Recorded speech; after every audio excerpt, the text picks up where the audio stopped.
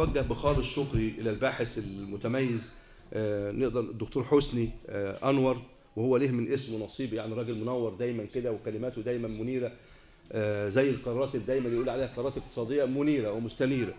فهو يعني هو باحث مجتهد متابع لموضوع بحثه، عنده قصة كفاح كبيرة. حصل على بكالوريوس تجارة من جامعة القاهرة عام 2010، حصل على دبلومة محاسبة مراجعة من كلية تجارة جامعة القاهرة عام 2013، حصل على ماجستير في المحاسبة من كلية تجارة وإدارة الأعمال جامعة حلوان 2018، حصل تمهيدي ماجستير في المحاسبة من كلية تجارة جامعة بني سويف، حصل على دكتوراه من محاسبة من كلية تجارة جامعة المنوفية، محاسب قانوني مراقب شركات مساهمة، محاضر بالمعهد لحديث تكنولوجيا المعلومات واللغات. يعني خد كل حاجة تقريبا، يعني هو تقريبا بياخد من كل حاجة مرتين يعني عشان يأكد المعلومات.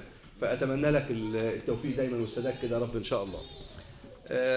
يعني احنا زي ما بنقول دايما كده يا دكتور حسني ان في بتبقى حاجات عامه كده، يعني حاجات عامه كده في الرساله بنقول لحضرتك عليها للاستفاده منها. حضرتك لما تيجي تكتب بحث او تعمل كتاب او تاخد رساله دكتوراه اكاديميه، واخد بالك، تبقى براعي ايه الحاجات دي. اهم الجوانب، يعني الرساله زي اي عمل بشري بيبقى فيها يعني لها جوانب ايجابيه، وبنقول لها ما لها وعليها ما عليها. يعني من ابرز الجوانب الايجابيه اللي موجوده في الرساله هو حقيقي يعني، ودي مش كلام، الإشراف المتميز لأستاذنا الدكتور إكرامي وأخي الحبيب الدكتور سامح. جهودهم واضحة في الرسالة وبصماتهم في توجيه الباحث، يعني إلى درجة إن هو خرج بهذا الشكل المتميز اللي إحنا جايين عشان نناقشه النهاردة. فحضرتك محظوظ يا دكتور حسني بإشراف المتميز للأساتذة الأفاضل، يعني ربنا يخليك يا فندم. أيضا لما نيجي نشوف كده عنوان الرسالة، من الموضوعات المتميزة اللي أنا بعتبر برضو يعني هي فيها ندرة في حتة معينة.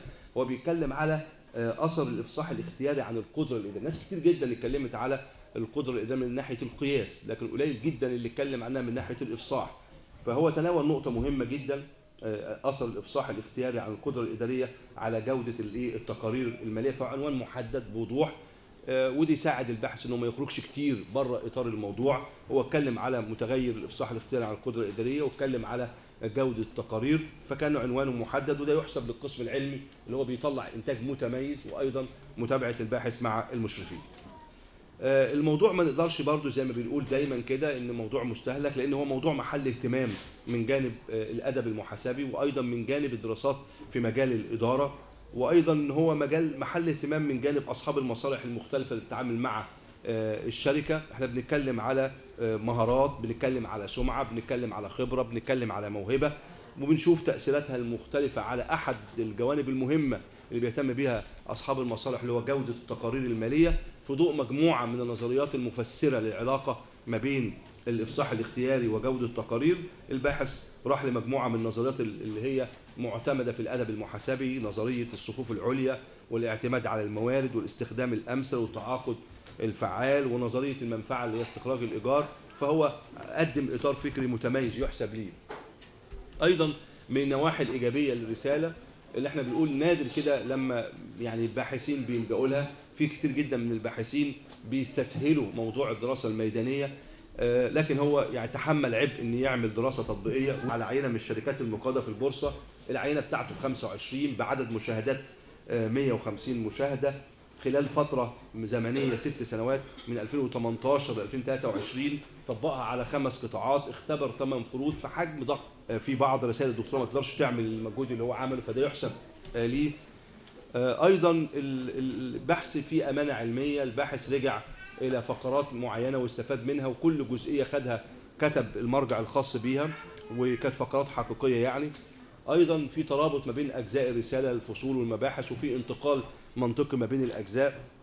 ايضا من النواحي الايجابيه ان هو احنا طبعا بنعمل بحق الشكر انت اديته لنا يعني، فلازم اقول لك بواجب يعني، واخد بال حضرتك، فلازم اظبطك شويه كده برضه، يعني ايه يبقى عملنا بالحق اللي انت عملته يعني.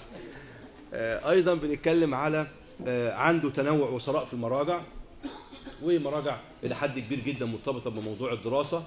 لو جينا بصينا على المراجع باللغه العربيه هنلاقي عندنا 86 مرجع باللغه العربيه، مراجع باللغه الانجليزيه عندنا 101 مرجع.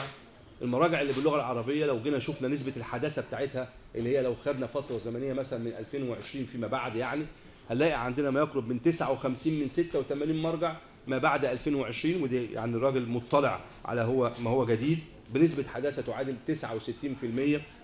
ايضا لما جينا نشوف المراجع باللغه الانجليزيه هنلاقي عندنا حوالي 49 مرجع بما يعادل 49% من نسبه الحداثه بتاعته. ده بشكل عام يعني، وما اكثر النواحي الايجابيه اللي موجوده في الرساله حقيقي، لكن ده بشكل عام لاهم النواحي الايجابيه اللي موجوده في الرساله. ان الافصاح الاختياري، لان الكلام داخل في بعضه ما انتش عارف الكلام مش مديك معنى يعني. نتكلم بنقول لا يقتصر دور الافصاح الاختياري على تعزيز جوده التقارير، وانما يمتد ليشمل تعزيز جوده المعلومات. ايه بقى الفرق بين جوده المعلومات وجوده التقارير ده يا حسن؟ الايه؟ يعني ممكن اعتمد كمتغير بديل في قياس جوده التقرير على جوده المعلومه. طب انت حاسس كده ان هم فيهم اختلاف من بعض ولا يعتبروا كانهم حاجه واحده؟ يعني انت بتقول امتد ليشمل كذا. دي بتعبر عن الارقام في نصاب حتى لما بنيجي نقيس بنطرح من صف الدخل اللي هي من العمليه التشغيليه ناقص. يعني لو انا قلت مثلا جوده التقرير تجب جواها جوده المعلومات، يعني المقصود ان انا بلاش ازود كلمات ممكن تؤدي لنفس الكلام. تمام يا حسن. نيجي بقى نتكلم على اللي هي طبعا الدراسات السابقه. يعني زي ما بقول دايما، يعني مش عشان ما نكررش اللي احنا قلناه قبل كده في اي رساله، حضرتك قسمتها مره لدراسات تناول الافصاح الاختياري عن القدره، وبعدين دراسات تناول العلاقه بين القدره الاداريه وجوده التقارير الماليه، وبعدين دراسات تناول العلاقه بالافصاح الاختياري وجوده التقارير الماليه. 3 مجموعات تقريبا يا حسني. تمام. انا يعني اللي يهمني هو مجموعه واحده اللي هي العلاقه ما بين الافصاح الاختياري عن القدره الاداريه وجوده التقارير. مفيش انا مش هقعد اسمع كل الحاجات اتكلمت على القدره الاداريه وجوده التقارير. كتير جدا اتكلموا. في كتير اتكلم بس ما ربطش الافصاح الاختياري. انت عارف لو دراسه واحده مش الدكتور ياسر طارق رشيدي كان يتكلم عن الافصاح الاختياري زي ما انت كاتب عن القدره الاداريه؟ عن القدره الاداريه بس ربطها بالاستثمار او ربطها بتكلفه التمويل اعتقد. تمام. ما ربطهاش خلاص قال لي كان ممكن على فكره اكتب دراسه حتى لو دراسه واحده. ما انا عملت واقول بقى ان ده فجوه بحثيه، ان في نقص في الدراسات اللي موجوده وهكذا. ليه؟ انا مش يعني الفكره هي الدراسات لها هدف، احنا بنحطها لاهداف. تاخد منها طريقه قياس المتغيرات، توصل ان في فجوه بحثيه موجوده عندك في الدراسه، انت واخد تاكد صحه النتائج بتاعتك، يعني مش موجوده كده يعني عدد وخلاص يا دكتور حسن. يعني مثلا حضرتك في اول دراسه اتكلمت فيها على تاثير القدره الاداريه على كفاءه قرار الاستثمار. طب انا هعمل بقى ايه الدراسه دي؟ الدراسه دي يا دكتور كان فيها بعض الملحوظه ان انا ممكن احط الاشياء. يعني مثلا فيها مثلا ان انا ادفع نسبه اعضاء المستثمرين على الشهادات MBA بتوسع على ادفاع اعضاء اصحاب الخبره التنفيذيه. يعني انا بحكي لك بس ان هي مش تبعي. طب شوف كده مثلا يعني ده هنعتبر ده مقبول يا دكتور، تنزل المرات. نيجي كده بقى تاني كده حضرتك على الاهميه بتاعه الدراسه بعد اذن حضرتك. يعني في حته كده تعتبر هذه الدراسه اضافه للبحوث العلميه في مصر. ممتاز. طبعا زي ما بنقول دايما كده، يعني هي برضو مدارس ومناهج. في ناس بتكتب الفروض في الاطار العام للدراسه، وفي ناس بتكتبها مع الدراسه التطبيقيه عشان منع التكرار تاني. فهي مكتوبه عندك برضو مره هنا ومره في صفحه 83. شيلها منهم. فحضرتك برضو لرأيي ليك انت والهيئه الاشراف يعني. حاضر. العفو يا فندم، الله يديك الصحه يا فندم. نيجي بقى عند نطاق الدراسه يا دكتور حسني. حضرتك قلت في نطاق زمنيه، يعني شوف الصياغه. نطاق زمنيه. نطاق زمني زي ما استاذنا بيقول. نطاق وكان عامل حدود الاول. ماشي تمام سعادتك. يعني انا بحييك حضرتك عامل، يعني مش هخش في التفاصيل كتير، عرض رائع لاطار فكري، لان هو البحث كده مش كله يقول لك اصل مكتر في النظري. هي مش كده، مش حاجه اسمها بالكثره في النظري. انت بتقدم رساله علميه يبقى فيها اطار فكري متناسق مع بعضه وفيها اطار ايه؟ تطبيق. فانت عامل اسست كويس، تناولت القدره الاداريه من جميع جوانبها بمفهومها، وما كترتش برضه في التعريف. انت خدت 3 4 تعريف كده وحددتهم لي، واخد بال حضرتك. وبعدين دخلنا على موضوع اللي هي النظريات، ودي برضو يحسب لحضرتك، وكذلك نظريه الاعتماد على الموارد. اربطها لي بقى بالقدره الاداريه. تمام. يعني انت بتقول لي تفترض نظريه الاعتماد على ان المنظمات تعتمد على الموارد التي يمكن توفيرها داخليا مثل التمويل والكلام ده كله. فين بقى علاقتها بالقدره؟ فصلتها ازاي؟ انا عندي نظريه الصفوف العليا دي بتقول ان المديرين هم اعلى القرارات واصحاب وضع الخطط، فازاي هم بيدهم يرفعوا الشركه لفوق وبيدهم برضه ينزلوا الشركه لتحت. تمام سعد. الموارد دي مش تحت ايديهم. في موارد زي مثلا زي التمويل وزي التكنولوجيا وزي المواهب الشخصيه دي مش موجوده، فممكن يعني بتعتمد على الجهات الخارجيه، فممكن بقى في مثلا احتكار في حاجه، ازاي هو هيدير العلاقه دي؟ تمام. بس هو ده يعني كان نفسي بقى يوضح بقى بشكل هنا اكتر، يبقى ربطتها بالموضوع بتاعي. انت حضرتك لخصت الفكره والكده، كل نظريه ايه هي مميزاتها، ايه هي عيوبها، دورها في تفسير القدره الايه الاداريه، يعني اديتها تعريف، ثم بعد كده المميزات، ثم العيوب، ثم علاقتها بالقدره الاداريه، ونلم كل دول في جدول واحد يلخص لك كل ده. ويحسب برضه لحضرتك ان انت يعني عملت حاجه تسهيل البحث.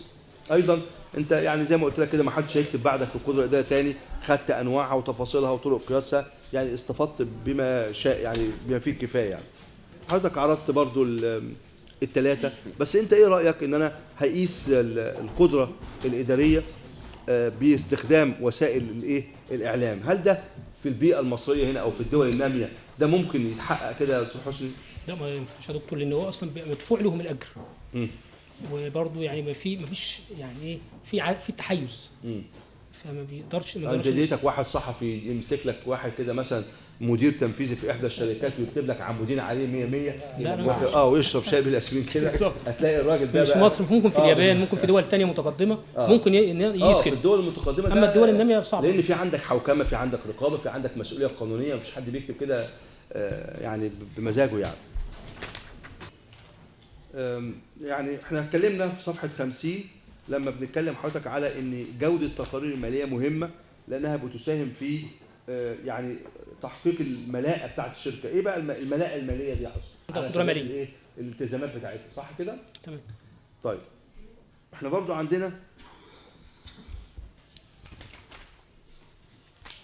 برضو حضرتك برضو اسهبت قوي يا حسني، يعني ده كله لو حاولت ان انت تظبط منه وتشيل شويه هيبقى برضو افضل بكتير. يعني حضرتك قلت بقى ان جوده التقارير الماليه انها بتساعد في او بتاثر على قرارات المستثمرين، واديتني بقى بدات تتكلم بالتفصيل على كل الجوانب اللي موجوده. يعني جينا بقى انا يعني اللي اقصده حلاوه الشغل اللي انت عامله تظهر هنا في المكان ده، في الافصاح الاختياري والجوده بتاعه التقارير الماليه. يعني حضرتك عاملها بشكل كويس ودعمتها لنا بالدراسات كلها السابقه. المؤشر ده حسني، يعني اذا ما عملتش حاجه في الرساله خالص، ويعني غير المؤشر ده يكفي ان انت عملت مؤشر للافصاح الاختياري عن القدره الاداريه. ده يعني ممتاز، وحضرتك حللته وبدات ان انت ايه يعني قلت لي الافصاح عن المديرين. حضرتك حددت لي بقى الثمان نقاط ديت، بس انا عاوز اسالك يا حسن، الافصاح عن نمط القياده المتبعه. يعني انا كمدير تنفيذي في شركه من الشركات هاجي كده في التقرير كده او على موقع الشركه اقول انا بتبع نمط قياده اسمه كده، انت شفتها بامانه يعني؟ لا ما لقيتوش، بس انت بتقترح هذا المؤشر؟ بقترح كده. تمام.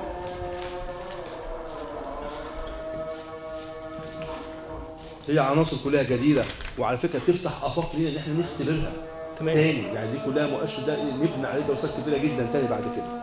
حضرتك برضو يعني بدات ان انت تأصل المؤشر ده، قلت اهميته في صفحه 73 لما جيت اتكلمت على العنصر رقم باء، الاطار المنهجي، تحت واحد تحديد الهدف من المؤشر، تحتها تحديد الغرض الرئيسي من تطوير المؤشر. تحديد الهدف هو قياس جوده الافصاح عن القدره الايه الاداريه. على طول ان التعرف على جوده الافصاح المحاسبي عن القدره الاداريه.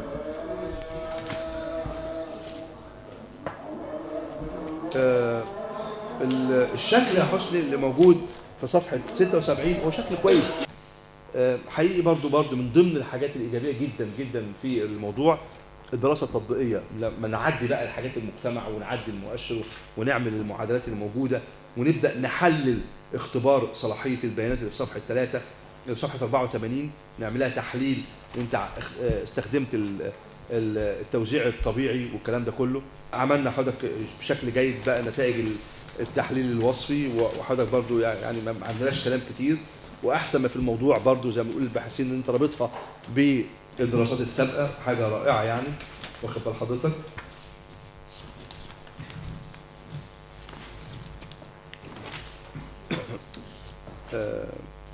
برضو في الخاتمه يعني عملت زي ما استاذ الدكتور محمد قال لك ان هي دلالات النظريه، وعملت الدلالات بعد كده الجزء التطبيق حاجه يعني جيده جدا. وحضرتك برضو حطيت الاجزاء اللي موجوده في الجزء اللي هو النظري. في التوصيات شوف كده اول توصيه تعزيز الاطار التشريعي. برضو انت عامل حاجه تحسب لحضرتك، ان كاتب كل توصيه وازاي نقدر ننفذها والمده التنفيذيه بتاعتها، اطار شامل يعني. في نهايه يعني مناقشتي لحضرتك يا دكتور حسني، انت حضرتك عامل شغل بصراحه ممتاز، وزي ما بنقول فعلا مش مجامله يمكن يرقى لموضوع الدكتوراه، لان في فكره. الفكره ان انا بتكلم على مؤشر انا بقترحه للافصاح الاختياري عن القدره، ودي مش موجود. يعني انا من دراسات النهج اللي انا شفتها بتتكلم عن الحته دي. رساله مشرفه نتيجه وجود اشراف متميز من استاذنا الدكتور اكرامي والدكتور سامح، نتيجه وجود كليه متميزه وقسم علم متميز دايما بنتباهى فيه ان هو بيخرج كل يوم انتاج علمي يضاهي يمكن ارقى الجامعات اللي موجوده. فكل الشكر والتقدير لحضرتك وكل الساده الحضور. شكرا لحضرتك.